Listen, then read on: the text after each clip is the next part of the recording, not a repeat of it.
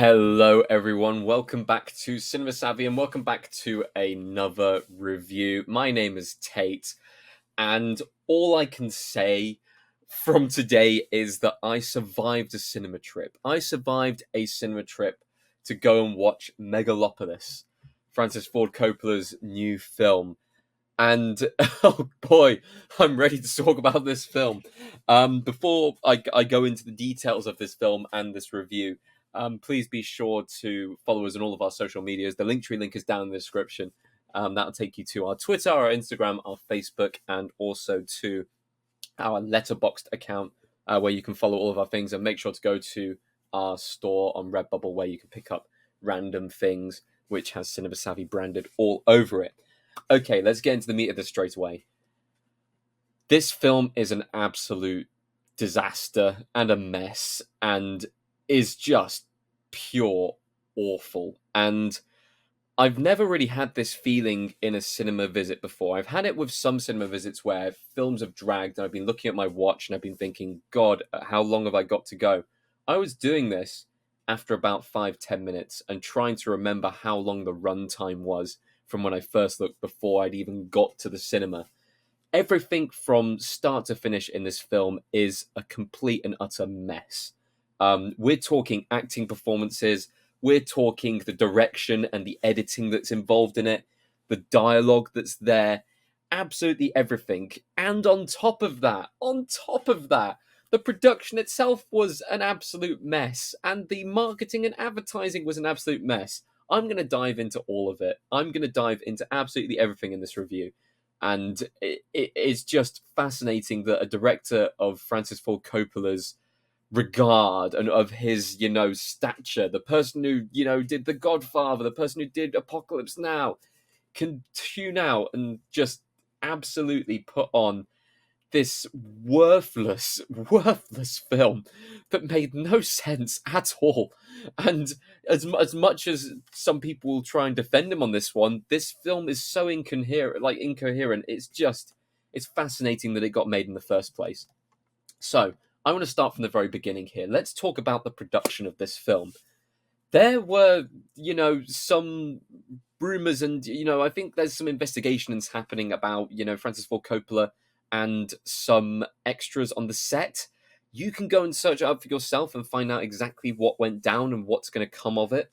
But especially in this modern age of cinema, and especially with, the Harvey Weinstein things that have happened and everything like that, for a director to behave inappropriately on the set is absolutely a massive no-no. I don't care whether it's, a product of your time, it's just unacceptable.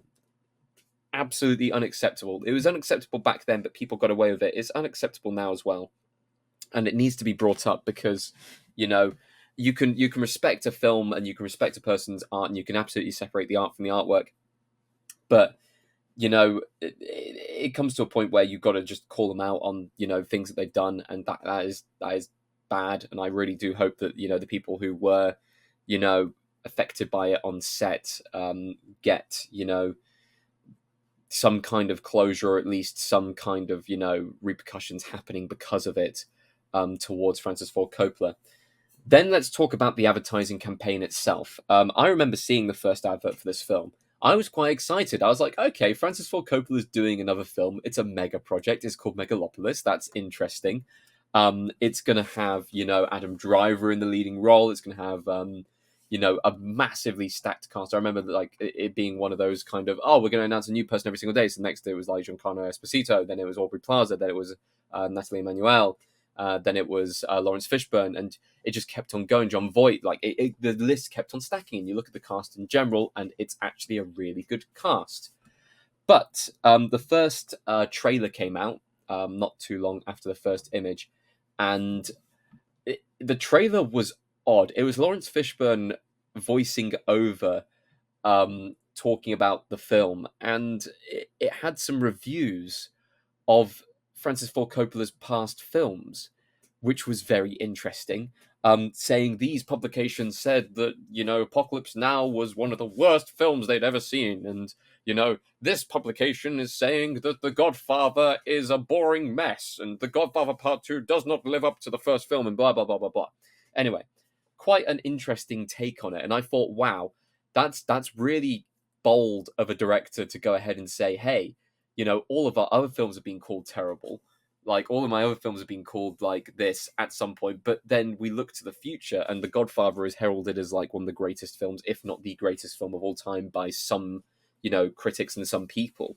Apocalypse Now is one of the best war films of all time. And you look back at his filmography and his film history, and he's put out some phenomenal pieces of cinema. So it's one of those where it's like, okay, interesting. He's maybe the early reviews are going to say that this film's terrible and it's going to end up being this amazing piece of cinema, this amazing thing. I can guarantee you now, Francis, that ain't happening with this review. And it seems like everyone's with the same trend. I know that back in the day, people actually enjoyed The Godfather and people actually enjoyed Apocalypse Now upon release.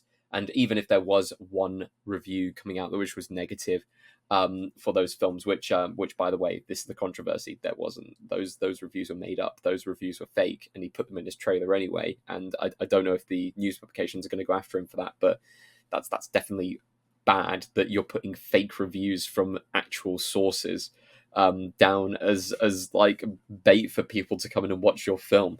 You're Francis Ford Coppola. You don't need to bait people like that. You just go, it's a Francis Ford Coppola film, and people will go and watch it. There's a certain generation, a certain demographic of people which will absolutely go and watch that film. But yeah, he went with that trailer, and it drew me in. I was always going to watch this film. I was always going to watch this film when it came out.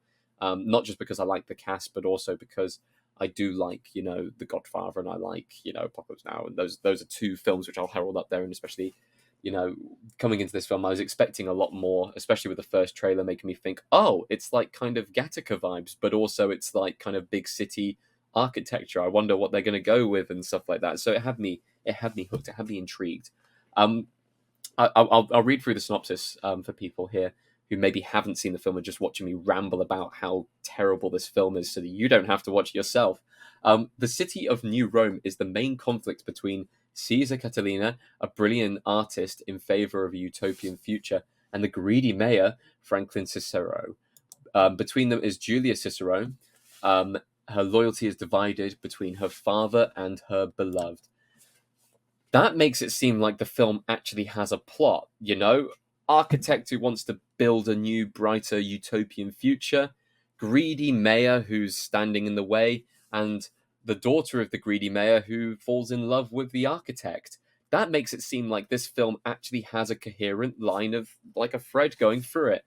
This film is a collection of scenes, a collection of speeches, made to seem like it's grandeur because it's ancient Rome, and it's New Rome, and they use kind of like, Shakespearean speeches and grand gestures and various different things.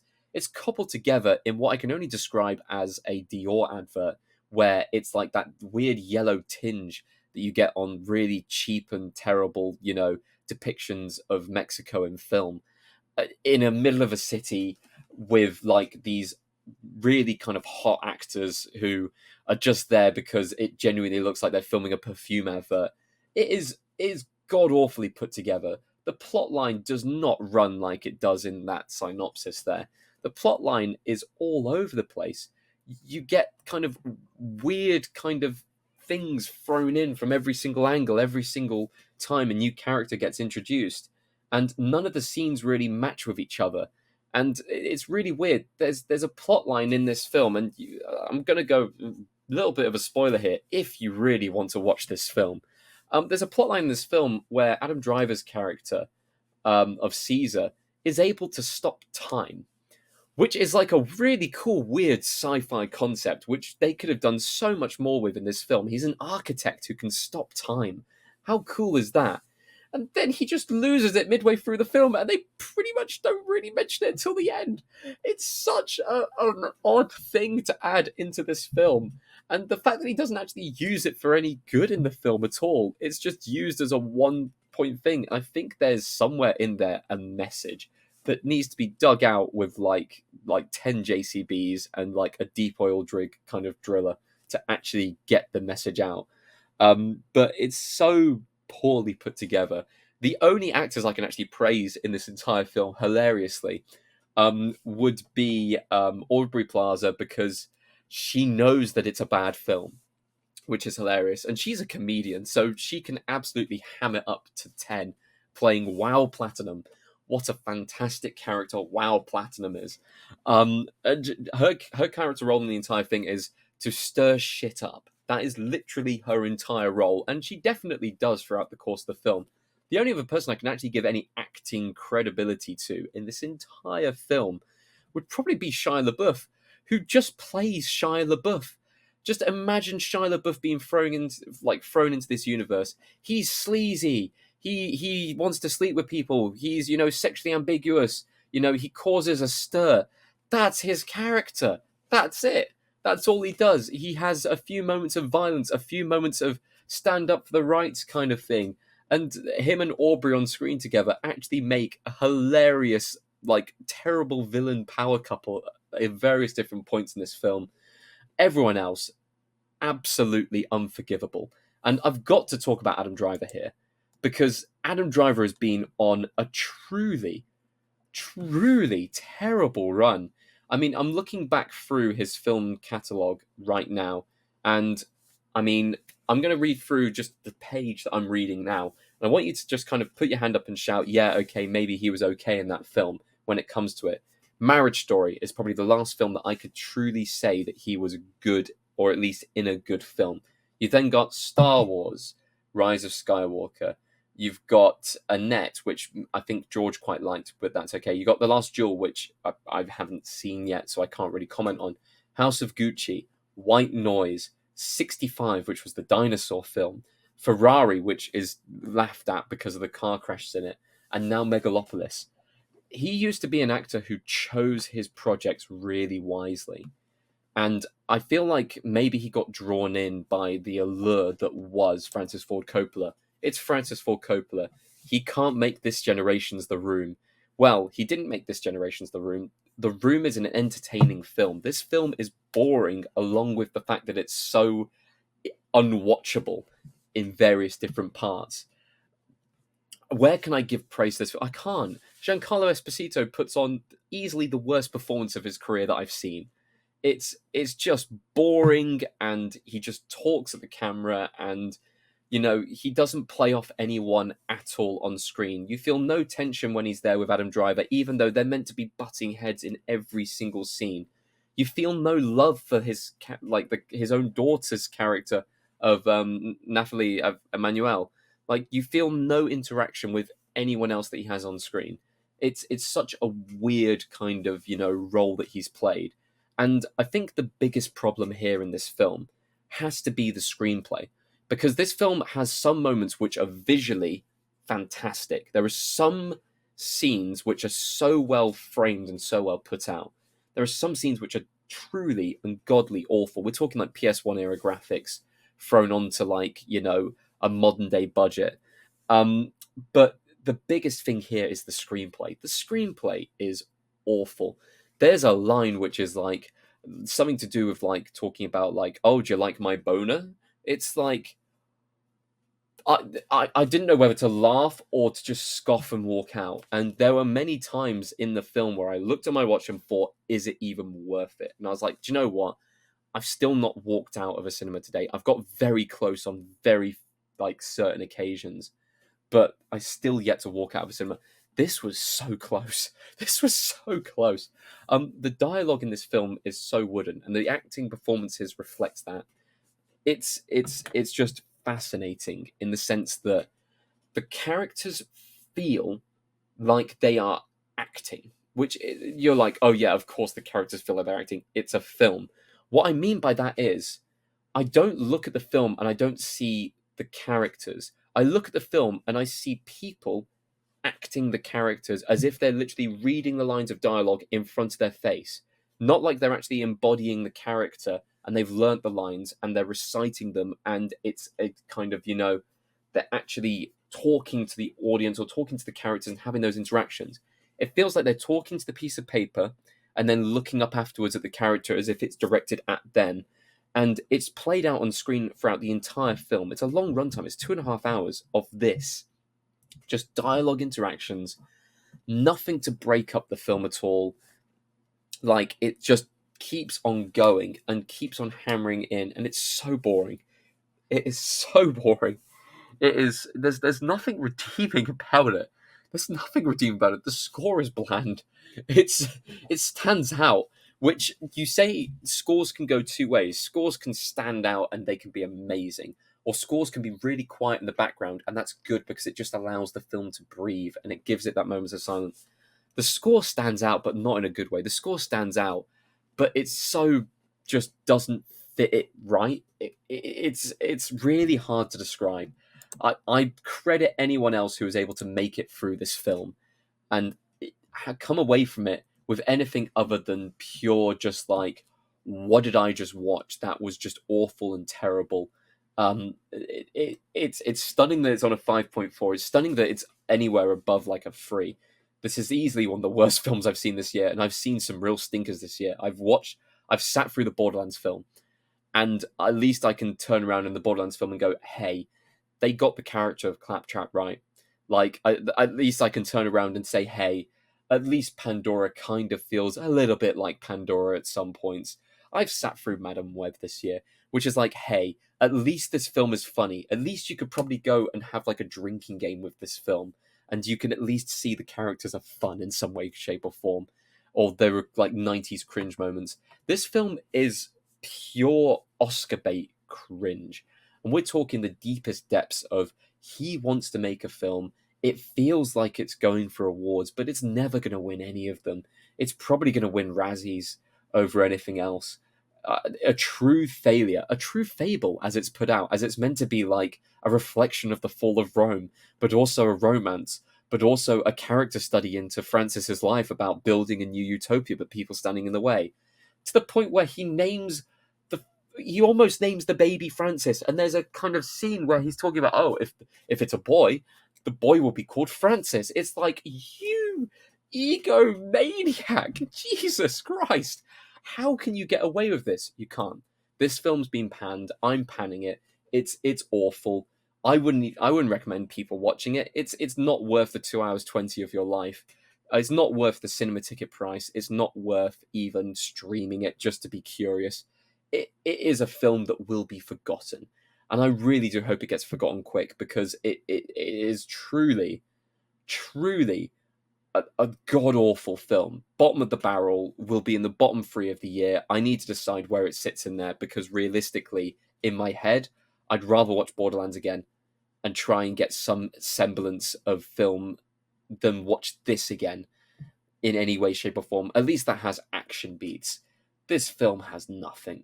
This film gives nothing else.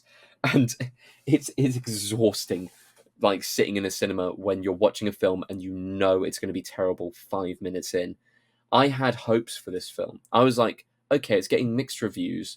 I'm sure that it'll have its good moments. There's nothing redeemable here. Anything redeemable you can see in the trailer. It's the statues that move. That's a cool shot. Done. Nothing else. It's just a horrific mess of a film with no plot line, no thread tying it all together, no chemistry between the actors, wooden acting all round, terrible script, some weird editing decisions at some point, some laugh out loud hilarious lines, but not because they're good, because they're badly written. It's a mess. It's a true mess, and I highly recommend you don't go watch it, which is something that I rarely say on this channel, because usually you'll see me and George, we're always quite positive. This film, there's nothing redeeming here. There's absolutely nothing, which is, I guess, the point to leave it on. I want to know your thoughts. Did anyone else survive this film? I'm not talking about watching this film. I'm talking about surviving this film. Did anyone else survive this film? Please leave a comment down below. Tell me your thoughts on this film. Please, I want to know if anyone actually likes this. I want to know if anyone actually echoes my thoughts as well. So leave a comment. We love the interactions on this channel, so go and do that. Be sure to, subscribe, like the video, share it, whatever. But also go and follow us on all of our social medias to find out when all of our new videos are coming out, whether it's part of our Mount Rushmore series, or whether it's the latest review coming out, or whether it's a TV review, or anything we have planned in the pipeline, go follow us on our social medias and we will alert you of the release of the next videos. Anyway, thank you ever so much for watching this rambling, bumbling along, just slaughter of a terrible film, which I now need to scrub from my memory. Thank you ever so much, and I'll see you next time.